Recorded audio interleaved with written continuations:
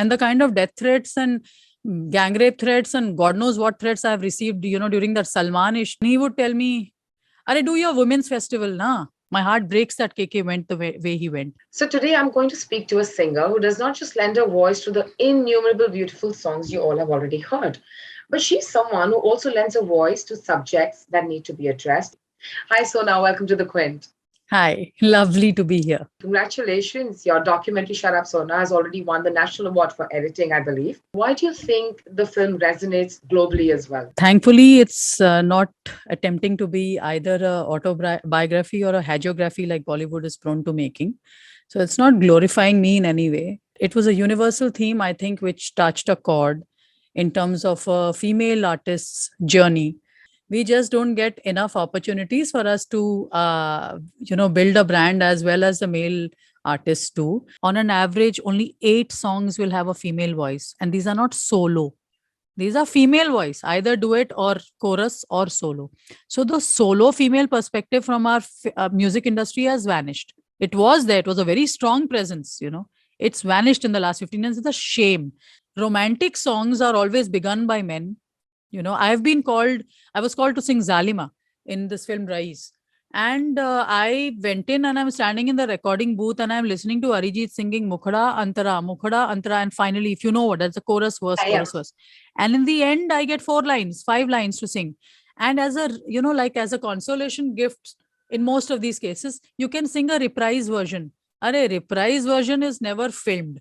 It's not promoted. It's not on any channels. It's like some consolation prize. So women are singing reprise versions. And there are exceptions to this rule. You have a Sanjay Leela Bhansali who will mostly give you a soundtrack which is balanced. So I'm willing to celebrate the people who are doing it right. It's just that so few of them are doing it right. The others don't care. I was told by Vishal Dadlani over a phone conversation that I told him, you are all the time speaking about all these big things, Kashmir, this, that, all kinds of politics you want to opine upon. Back home, closer back home in your backyard, you have NH7 and you are a stakeholder in that organizing, company, OML. Your representation of women on that stage is so bad, so pathetic. Why don't you want to do something about it? And he would tell me, "Arey, do your women's festival, na." We need to be put in a ghetto, that we need to have a women's quota to sing on stage. Like, which India are we living in? I've lost a lot of work. Me talking like this about NH7, or even somewhere I pushed even Ram in front of the bus. In my film, you'd see I'm like, I'm not being kind to Ram. I mean, Ram has been invited in NH7 when I should have been. In some way, I'm like, I'm worthier than him. I'm a bigger live performer. I have a band. I've been touring for the last 15 years. Truth is, I am maybe the whistleblower, the troublemaker, the disobedient, irritating woman who NH7 will not call. I feel I'm flawed. I make mistakes. And when I realize it, I'm willing to say sorry and hug someone. yeah. So I'm thinking maybe NH7 should do that too. You are someone who's always been a voice and always championed the right? From the Me Too movement, or it was, standing up to the disparity that the women in music face, in the music industry face. You've always been vocal about all of it. So what are the few instances that, really made you to start doing this or putting your voice out there? I have a very simple lens of seeing things. It's fair or unfair. If it's unfair, I'm going to try and shake things up. As a young child, I would have an issue with the fact that my mother is she has to go and work, bring in the money, because it's a salaried middle class household, which counts on her to bring in the money.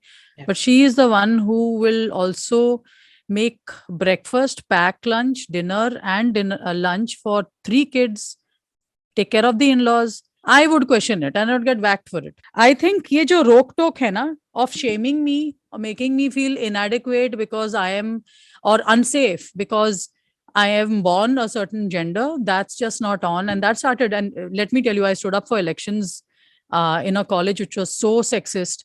I was doing a television show, doing a business talk show, and as a student and earning my pocket money, but I would have ugly pictures insinuating that I'm sleeping around to do that show.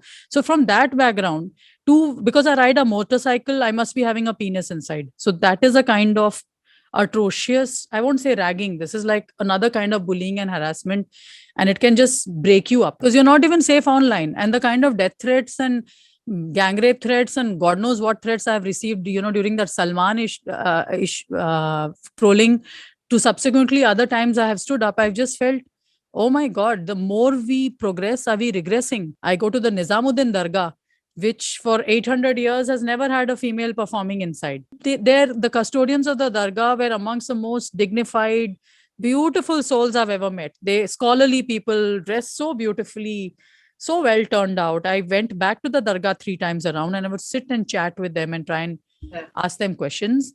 And then in the middle of it all, I asked them कि निजामी बंधु वहां पे बैठ के गाते हैं Thursday रात भर, वहां पे कवाली होती है for centuries. So sir, why is it that women are not allowed inside?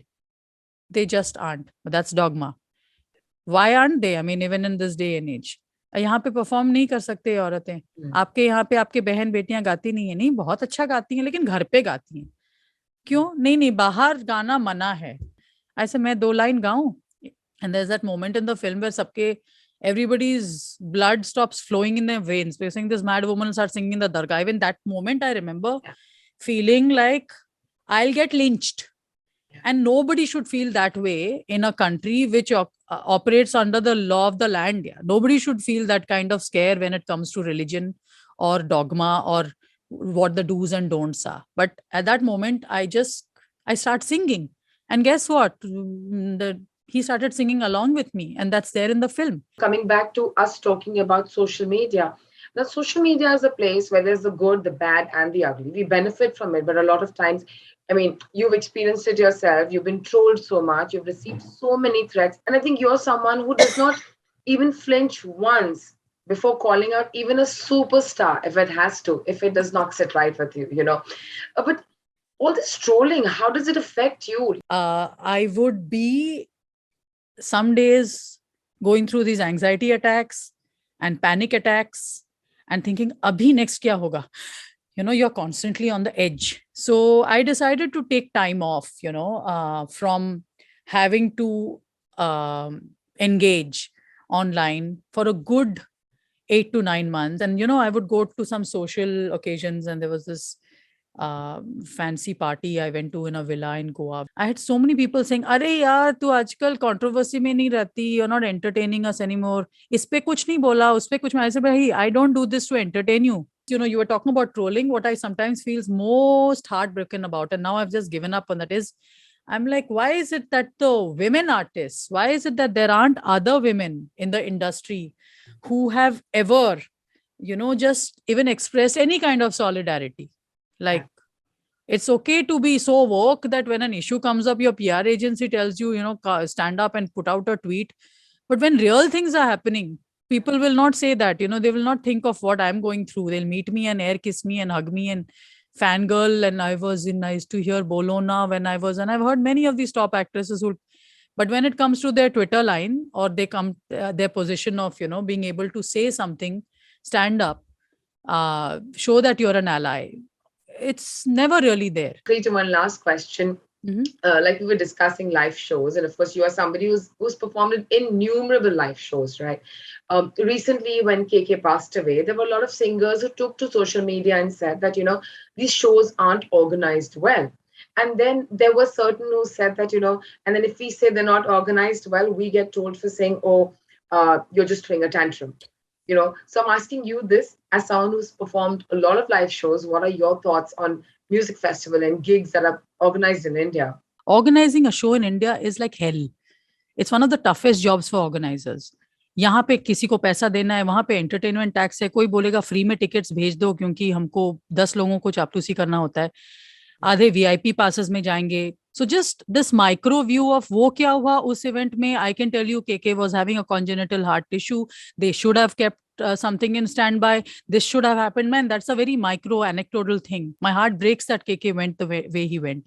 But I think there's a much larger issues to talk about when it comes to a lack of a touring circuit. So to just put it all on organizers, I think it's like really just so wrong, Yeah. Before we go, can I ask you to sing a few lines of a song that is your go-to song, or a song that totally represents Sona the person?